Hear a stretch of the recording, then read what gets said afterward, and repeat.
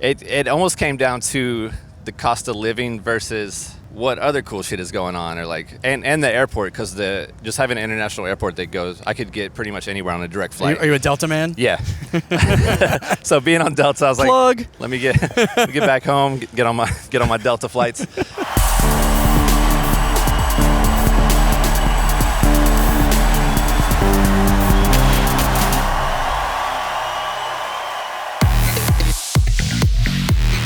Treasure Fingers has been very busy.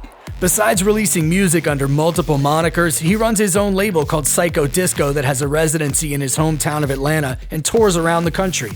The beach walk in Miami was the perfect place to catch up with a man whose name is synonymous with bright, sunny disco. Hey, what's going on? I'm Reckless here in Miami for Miami Music Week, hanging out with Treasure Fingers. What is happening? What's up?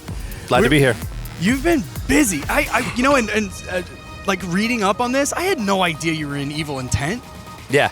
What? Yeah. I kind of slide around into a bunch of different roles and projects, so. You got aliases like a mob guy. There's obviously Treasure Fingers, and then Enemy.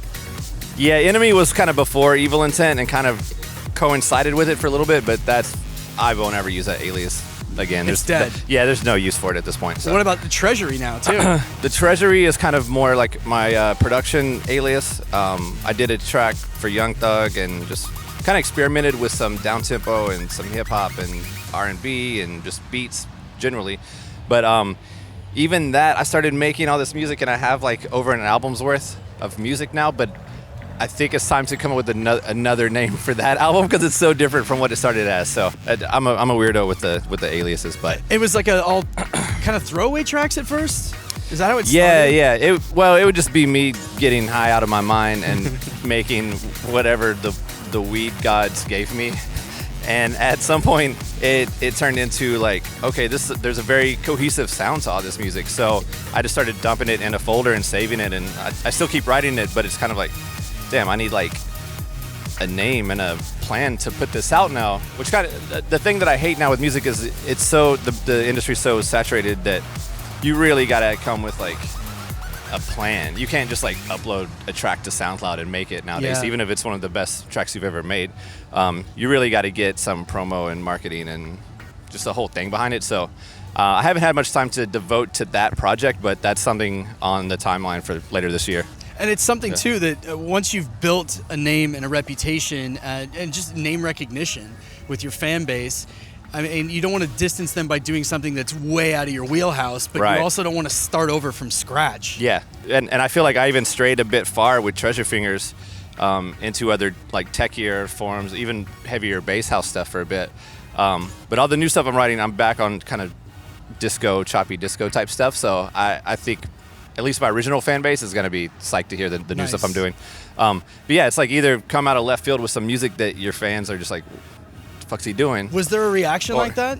Not really, but there's always those comments. It's like, hey, why aren't you making Cross the Dance Floor type tracks still?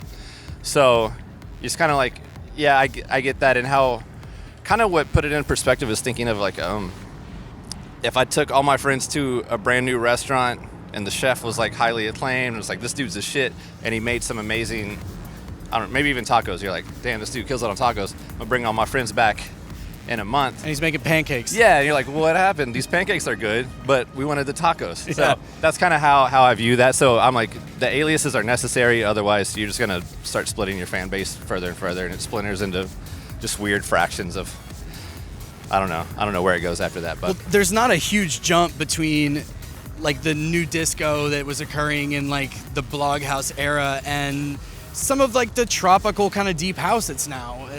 Maybe it might be a little more down tempo, but it's still got that bright, sunny.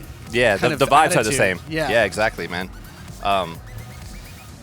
Is that the mindset with going back to disco? Are you kind of bridging that gap a little bit more, or is it just straight up? Honestly, it's weird, and it kind of goes back to, like, to be honest, I never used to work in a studio high because clicking mouses and doing technical stuff didn't. Hours would just pass, like, what just happened? And now I accidentally deleted my file or something. But I learned how to kind of do it. And it was just kind of magical. I was just like, I'm going to flip some. It's like I'm high. I'm gonna flip some disco samples, see what happens. Yeah. Now you've harnessed the high. Yeah, harness the high. I've got my workflow down, and it just kind of, if that sort of music flows out so easy for me, I was like, this is stupid that I'm not making more of this. So, really, I would say the past 2 to 3 months, I've just been going crazy writing that, like, kind of disco, like the original sort of shit I did, but a fresh take on it. So, do you have time with that now? Because now, I mean, let's talk a little bit about Psycho Disco. Yeah. Do you still have as much studio time as you had before, or are you dividing it between being, wearing your business hat and wearing your artist hat? Yeah, I'm dividing it now. It's basically, I dedicate like 2 days a week strictly just to the label. Me and my wife are running the label together, so she has those same days off, and we just crank out label stuff, and then the rest of the week or the other days I'm free, it's kind of studio stuff. But yeah, even how you talked about with new disco coming, even the newer tropical house or that sort of style now, it's really not that far derived from that. Mm-hmm. But that was the idea with Psycho Disco. Obviously, I wasn't around in like the late 70s, 80s when, disco was popping off and actual nightclubs emerged and all that. But I find that so interesting that out of every point in history with how music has evolved, like obviously there was like dance clubs in like, 30s, 40s, 50s, jazz clubs, stuff like that. But there wasn't that late night culture where just a single DJ was playing the music until disco. Right. So that was the inspiration for Psycho Disco, because like, cool, this is like, that was like, bam, that's when this shit started. And we basically want to bring it to like the forefront of like current edge of wherever we can push that type of music. Well, you're not a stranger to the business. You've been putting tracks out with Fool's Gold since Cross the Dance Floor exploded in 2000 or whatever. Yeah. But what are some things that you've learned that you kind of took for granted now that you're running your own label? What's been like one of the hardest lessons? Just really reaching people, especially now, like I said, with just the oversaturation. I feel like of just since the EDM boom, there's so many, which is great. There's so many like new fans. But trying to reach them, man, their SoundCloud feeds are just jumbled. Yeah. Spotify, if you can break through on there and get on some playlists, you're good. But that's kind of the game now. It's really promotion trying to get my artists heard now. Right. Just carving out that niche. Yeah. And I think now we've just really been hammering it to where we're getting known for kind of a certain sound.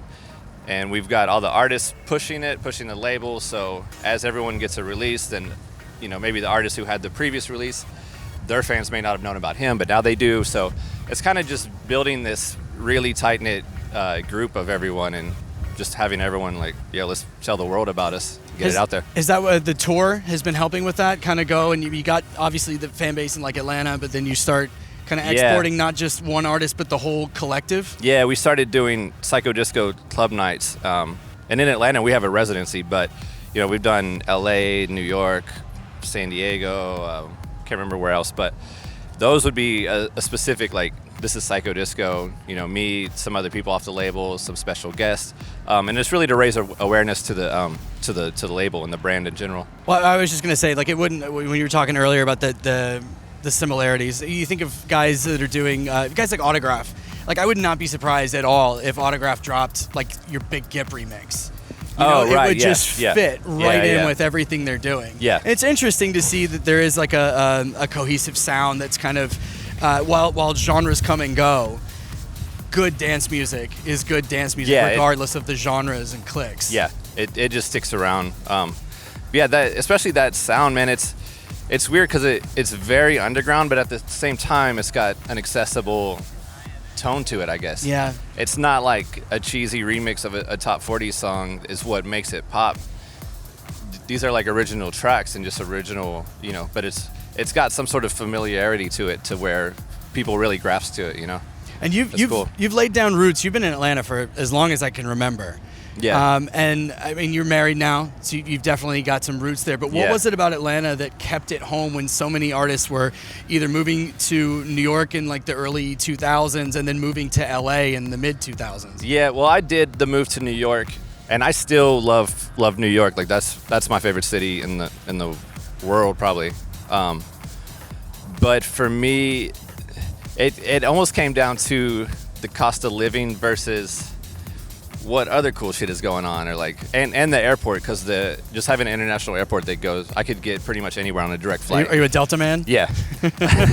So being on Delta, I was like, let me get back home, get on my Delta flights.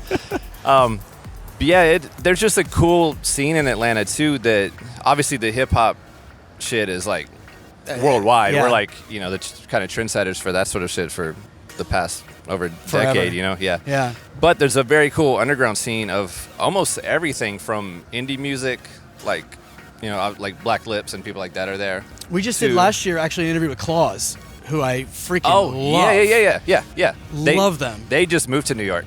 Did they really? Yeah, they're traders now. I gotta hit them up. I met them at a festival right around this time last year. Yeah. Just so blown away with them. Yeah. No, there's great talent in Atlanta, and the cool thing is like not one single scene is too big to where you're just encompassed in that. Mm-hmm. So it's like if we throw a party, there'll be tons of rappers come through. There might be a couple bands come through. It's just everyone's kind of got love for each other. So I lived in Atlanta a long time ago, and back then it was, I don't know how long. When did you move to Atlanta? 2002 originally. Okay, so I was even there earlier. It was, I don't know, back then it was like MJQ. Yeah, it's still Nomenclature. Nomenclature's gone. Masquerade. There was a spot in Virginia Highlands I can't remember the name of, but there was a tight scene. There was some cool shit. Where are the spots now? MJQ is still around, and that's like the Rock. Like that's the spot like you go to. Like if you know nothing else popping, or that it's always going to be cracking in there. So the fact that it's survived this long is crazy. That's like the standout of Atlanta. Anyone who comes to town, I've taken numerous big artists there after their shows. They'll have an early show. So I'm like, we're going to MJQ, and they're blown away. They're like, this is like insane. I was going there in the 90s. Yeah, it was it's nuts. still, it's like same vibe. It feels like a underground fucking rave vibe, or it's crazy in there. Nice. But the newer spots, there's the sound table, music room where I have my psycho disco residency, and Wild Pitch, which DJ Pierre owns. Well, with a name like that. Yeah.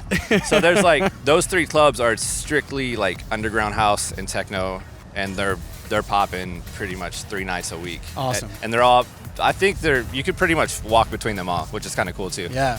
Your legs might get tired, but you could do it if you want to. Living in Brooklyn for 20 years. Oh, yeah, you could do it sure I can make it. Yeah, New Yorker it'd be like nothing. We're actually gonna be there in a few weeks. I would love to come and check your night out. Let's do it, man. Let's do it, man. So good to see you, brother. Yeah. Cheers. Thank you. Appreciate it.